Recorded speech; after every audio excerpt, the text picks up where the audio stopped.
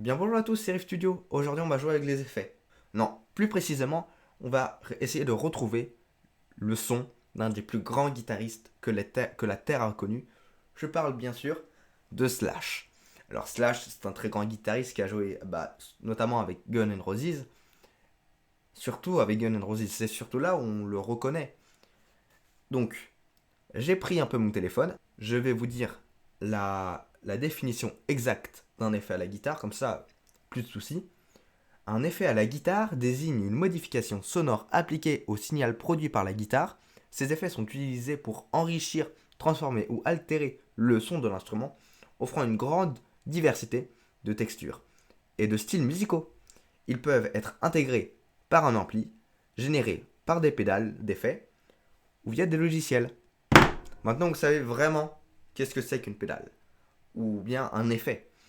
Une pédale, ça ressemble plutôt à ça, hein. Maintenant, c'est sûr, c'est calé. Aujourd'hui, on va se retrouver plutôt sur un logiciel qui est littéralement, enfin plutôt mon modulateur, qui est le modulateur de New X. C'est ça c'est la marque de mon ampli. Donc, nous voilà sur mon modélisateur d'ampli. Alors, ici, dans les modélisateurs d'ampli, il y a tout simplement des presets, des petits trucs pour avoir un petit son cool, mais ça, c'est pas ça qui va nous intéresser.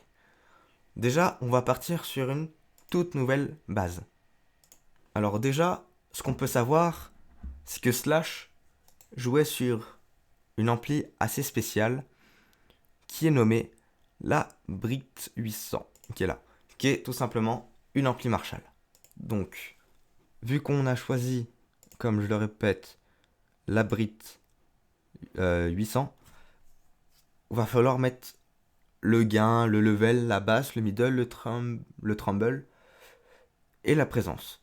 Alors, je vais tout vous dire, ne vous en faites pas. Alors, on va commencer déjà par le gain, qui lui, on va le descendre jusqu'à 27. Le level, pour que ça sature assez loin, mais assez court pour que se donne ce son vraiment spécifique de Slash. Donc 65. Pour les basses, on sait que Slash jouait avec les basses à fond. Pour le middle, il est joué à 48. Et pour les aigus, à 60. Voilà, 60. Et pour la présence, ce sera aussi à 60. Et puis déjà aussi, pour sauver vos oreilles, on va directement activer le noise gate, qui, on va le mettre à 20 et à 20. Faites-le, c'est assez obligatoire parce que sinon vous allez avoir un son qui grésille, ça va pas être très très fou. Voilà, donc on enregistre. Maintenant, on va passer à une reverb parce que on sait que Slash jouait avec une reverb. Donc, on sait aussi que Slash, durant ses concerts ou autres, jouait vraiment avec une petite reverb. Alors, la reverb en question, c'est une Spring. Alors, le decay, il est tiens, il est déjà à 36. Et le level, il est à 20. Donc là, on a le minimum. Donc on va voir un peu ce qu'il y a. Et vous allez voir, il manque un petit truc qui nous montre vraiment que c'est Slash qui joue. Et suis-je bête, j'ai oublié de vous montrer quelque chose. C'est bien sûr l'effet. C'était pour bien sûr si vous suiviez. Donc, le gain à fond, volume 70, 70, voilà, les basses à la moitié et les aigus à fond. Parce que Slash jouait sur son ampli tout simplement les basses à fond et les aigus un peu moins. Alors que là c'est le contraire. Les aigus à fond et les basses au milieu. Donc ce qui nous donne bien sûr ce son assez iconique. Ce qu'il faut savoir tout de même, c'est que Slash jouait sur guitare électrique Les Paul. Alors, si vous avez des caches sur les humbuckers, c'est pas grave, mais à la limite, faut garder au moins ce côté assez Les Paulien, quoi, et avoir ce style de guitare, n'empêche. Alors, ce qu'il faut savoir aussi que Slash, comme je vous ai montré dans ma dernière vidéo, c'est qu'il accordait sa guitare différemment en half step down. Donc, je vais commencer à l'accorder. Et on se retrouve après. Accordage terminé. Ne jamais oublier que Slash joue souvent en haute position relevée. Mais pour quelques morceaux, des fois, il joue bas. Comme Right Next Door to Hell.